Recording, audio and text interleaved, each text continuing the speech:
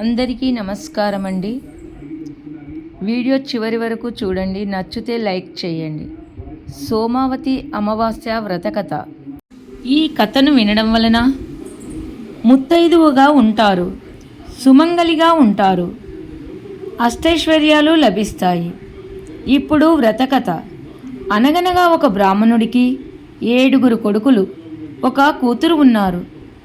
ఆ కూతురి వివాహంలో సన్నికళ్ళ మీద కాలు తొక్కేవేళ వైధవ్యం ప్రాప్తిస్తుందని ఆ బాలికను సప్త సముద్రాలకు అవతల ఉన్న చాకలిపోలి వద్దకు తీసుకువెడితే గండం గడుస్తుందని ఒక దైవజ్ఞుడు చెప్పడం వలన ఆ పిల్ల పెద్దన్నగారు చెల్లెల్ని తీసుకొని బయలుదేరాడు.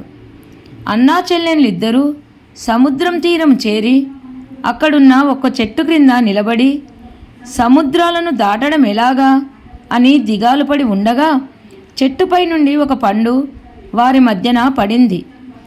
అన్నా చెల్లెళ్ళిద్దరూ ఆ పండుని తినడంతో వారి ఆకలి దప్పులిట్టే మాయమైనాయి. అనంతరము అదే చెట్టు మీద నుండి ఒక గండబేరుండ పక్షి దిగివచ్చి వాళ్ళిద్దరినీ తన వెన్ను మీద కూర్చోబెట్టుకొని సప్త సముద్రాల అవతల ఉన్న చాకలిపోలి వాకిట్లో దింపి ఎటో ఎగిరిపోయింది.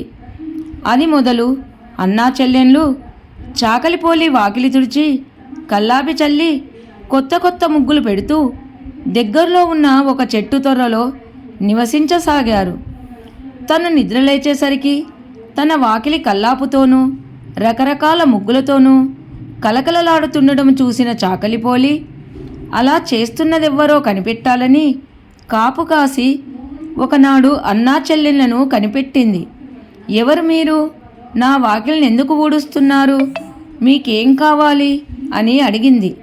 అందుకు అన్నగారు తన చెల్లెలి విషయంలో దైవజ్ఞుడు చెప్పినది వినిపించి ఆమెను వైధవ్యం నుండి తప్పించవలసిందిగా కోరాడు. చాకలిపోలి సమ్మతించి తన 7 కోడళ్లను పిలిచి తాను తిరిగి వచ్చే లోపల ఇంట్లో ఎవరైనా చనిపోతే దహనం చేయకుండా శవాన్ని భద్రంగా ఉంచుమని చెప్పి ఆ అన్నా చెల్లెలతో బయలుదేరింది. ఆమె దివ్యశక్తితో సప్త సముద్రాల్ని దాటి వాళ్ళ ఇంటికి చేరి పిల్లకి పెళ్లి చేయమంది. పోలి పెళ్లి జరుగుతుండగా దైవజ్ఞుడు చెప్పినట్టే పెళ్లి కొడుకు మరణించాడు. వెంటనే చాకలిపోలి తన సోమావతి అమావాస్య ఫలాన్ని ఆ శవానికి దారపోసి అతనిని మళ్ళీ బ్రతికించింది.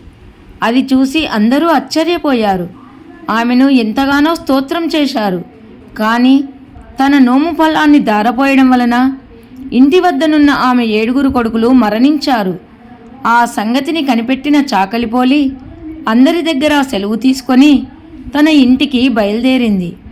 దారిలో కనిపించిన రావి చెట్టును చూసి 108 గువ్వరాళ్లను ఏరి పట్టుకొని ఆ చెట్టుకు 108 ప్రదక్షిణాలు చేసింది.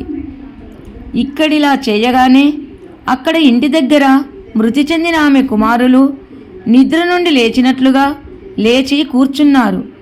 పోలి ఇంటికి చేరాక 7 కోడళ్ళు ఆమె చుట్టూ చేరి జరిగిన అద్భుతాన్ని చెప్పి అలా ఎందుకు జరిగిందో చెప్పుమని కోరగా చాకలిపోలి వారితో అదంతా సోమావతి అమావాస్య వ్రత ఫలమని చెప్పి వారి చేత ఆ వ్రతాన్ని ఆచరింప చేసింది. సోమావతి అమావాస్య వ్రత విధానము ఎలా చేసుకుంటారంటే సోమవారము మరియు అమావాస్య 2 కలిసి వచ్చిన రోజును సోమావతి అమావాస్య అంటారు. ఈ సోమావతి అమావాస్య రోజు మనము 108 సోమవారాలు కానీ లేక 16 సోమవారాలను కానీ చేసుకుంటానని మనసులో సంకల్పం చేసుకొని చిత్రగుప్తుల ముగ్గును మరియు పద్మ ముగ్గును వేసుకొని గౌరమ్మను చేసి పెట్టుకొని పసుపు కుంకుమ పుష్పములు అక్షంతలు గంధముతో పువ్వులతో గౌరమ్మను పూజించి వడిబియ్యం పోసి 108 ప్రదక్షిణాలు చేయాలి. ఇక ఉద్యాపన కొరకు సోమవారం అమావాస్య మూడం లేని నాడు ఉద్యాపన మన శక్తి కొలది చేసుకోవాలి. ఒక బంగారు లక్ష్మీనారాయణ ప్రతిమను చేయించుకొని రావి చెట్టు వేప చెట్టుకు వివాహం జరిపించాలి మరియు హోమం కూడా చేసుకోవాలి. బ్రాహ్మణునికి మన శక్త్యానుసారము కొత్త వస్త్రములను పెట్టాలి మరియు సాహిత్యం ఇవ్వాలి. దక్షిణ తాంబూలాలను కూడా బ్రాహ్మణునికి ఇచ్చి అన్న సంతర్పణ చేయాలి. బ్రాహ్మణుని యొక్క ఆశీర్వాదము తీసుకోవాలి. కథ సమాప్తం. నచ్చితే లైక్ చేయండి. అందరికీ ధన్యవాదములు.